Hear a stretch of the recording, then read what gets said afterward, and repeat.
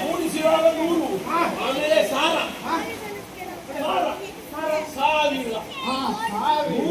10 ಸಲ ಸೇರಿದರೆ 1 ಸಾರ. ಲೆಕ್ಕದಲ್ಲಿ ಲೆಕ್ಕ ಆಮೇಲೆ ಲಕ್ಷ,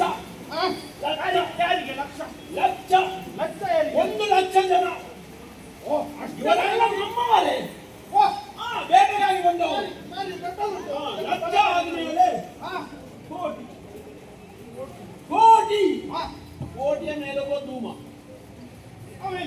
ಅವ ಕೋಟಿ ಲೆಕ್ಕದಲ್ಲಿ ಒಬ್ಬ ವಿಶೇಷವಾಗಿ ಸೇರ್ಪಡೆಯಾದವ ಧೂಮ. ಜನ ಬಂದಿದ್ದೇವೆ. ಜನರದ್ದು ಲೆಕ್ಕ ಆಯ್ತಲ್ಲ.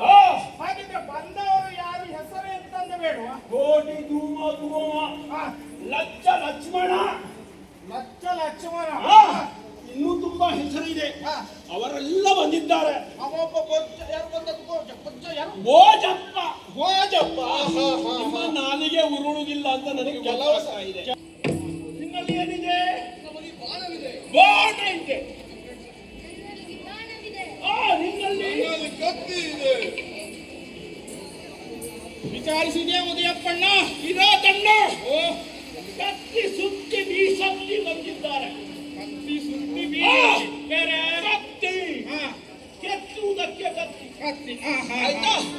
ಸುತ್ತಿ ಸುತ್ತಿ ಹೊಡೆಯುವುದಕ್ಕೆ ಸುತ್ತಿ, ಅವರನ್ನ ಬೀಸಿ ಕೊಲ್ಲೋದಕ್ಕೆ ಕತ್ತಿ ಬೀಸತ್ತಿ. ಕಲ್ಲ ಮತ್ತೆ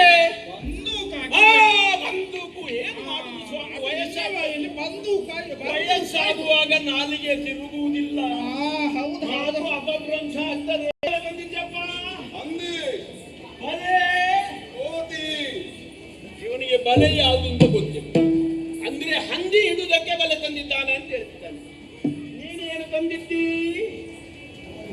ಇವಳು ಕೋಡಿ ಬಳೆ ತಂದಿದ್ದಾನೆ ಇವ. ನಿನ್ನಲ್ಲಿ ಏನಿದೆ?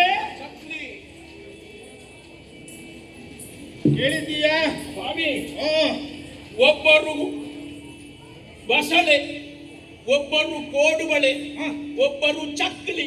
ಇದು ಇನ್ನೊಂದು ಹೇಳಿದ್ರೆ ಬಸಳೆ ನಿಮಗೆ ಗೊತ್ತಿಲ್ವಾ? ಸಾಂಬಾರು ಮಾಡ್ದ ಅಂದ್ರೆ ನಿಮಗೆ ತಿನ್ನುವುದು ಮಾತ್ರ ಗೊತ್ತಿರು. ಮತ್ತೆ ಬಸಳೆ ರಾಣಿಗಳನ್ನು ಹಿಯಬೇಕಾದರೆ ಅಷ್ಟು ಉದ್ದಕ್ಕೆ ಬೀಸಿ